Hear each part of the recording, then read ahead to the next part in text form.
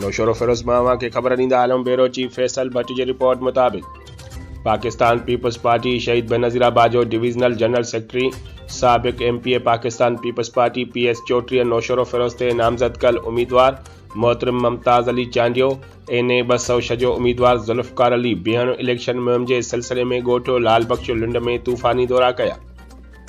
पहिरियों एहसान मेमण वटि पहुची जलसे के ख़िताब कयो। 8 फरवरी ते तीर ते ठपो हणण जी अपील कई।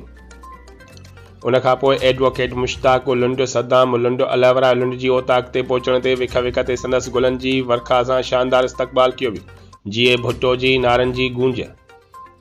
कार्नर जलसे के खिताब कंदे सायती सरवान मोहतरम मुमताज़ अली चांडियो चयो त ज़मीर हुसैन लुंड ॻोठो लाल बख्श लुंड में तरक़ियाती कम कराए रहियो आहे। कुछ कम इलेक्शन खां पोइ थींदा। पाकिस्तान पीपल्स पार्टी वाहिद पार्टी आहे जिते वध खां वध अवाम जा मसला हल थियनि था। असां अॻु बि अवाम जा रिकॉर्ड जो कम कया आहिनि ऐं कामयाब थी रहियल कम कराईंदासीं।